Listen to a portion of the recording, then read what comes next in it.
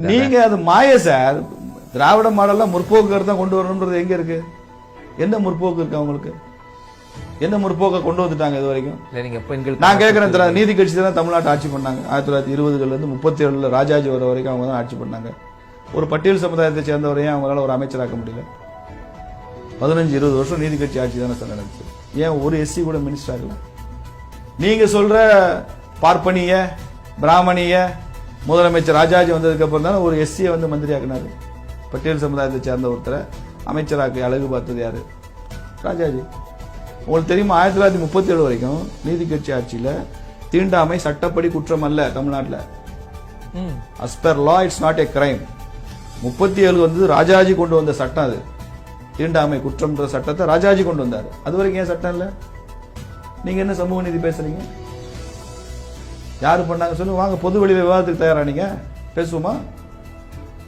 1922 சேரன்மா தேவியில பிராமண பசங்களுக்கும் மற்ற ஜாதி பசங்களுக்கும் தனியா உட்கார சாப்பாடு போடுறாரு வாவேஸ் ஐயர்.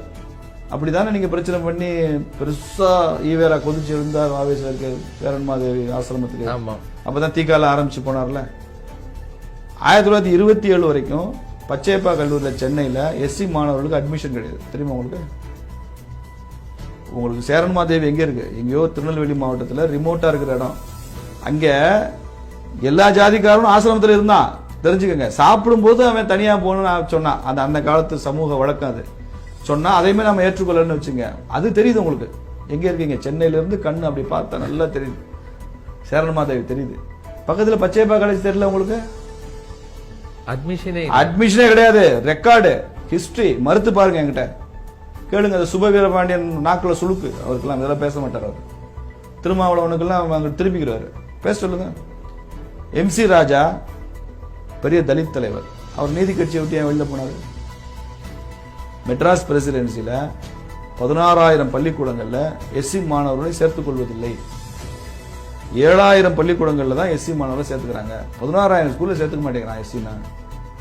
இதை கண்டிச்சு நான் வெளியேறேன்னு கவர்னர், அப்ப இருந்த சென்னை கவர்னர் வெள்ளக்காரன், அவங்ககிட்ட போய் ஒரு மனு கொடுத்து இதை நீங்க என்னன்னு பாருங்கன்னு சொல்லிட்டு நீதி கட்சியை விட்டு வெளில போயிட்டார். சமூக நீதி கட்சி தானே. ஏன் உங்க ஆட்சியில ஏன் 16,000 பள்ளிக்கூடங்கள் எஸ்சி ஸ்டூடெண்ட்ஸ்க்கு MC இல்ல? இது MC ராஜா சொன்னது சார். அவரை சங்கியும்பீங்களா? MC ராஜாவை சங்கியும்பீங்களா? எவ்வளவு பெரிய தலைவர் அவர். நீங்க கற்பனை பண்ணிக்கிறீங்க சார். முற்போக்கா பேசுவான். என்ன முற்போக்கு? நெல்லை ஜெயமணி ஒரு பெரியவர் இருந்தாரு. அவர் தான் அந்த முற்போக்கெல்லாம் கிண்டல் பண்ணுவார். அதனால முற்போக்கு பிற்போக்கு. எனக்கு தெரிஞ்ச முற்போக்குனா வாந்தி போறது, பிற்போக்குனா வயிற்றால போறது. வயிற்றுப்போக்கு தான் பிற்போக்கு. வாந்தி பண்ணா முற்போக்கு அப்படின்னு பொதுக்கூட்ட மேடைகளை கிண்டலா சொல்லுவார்.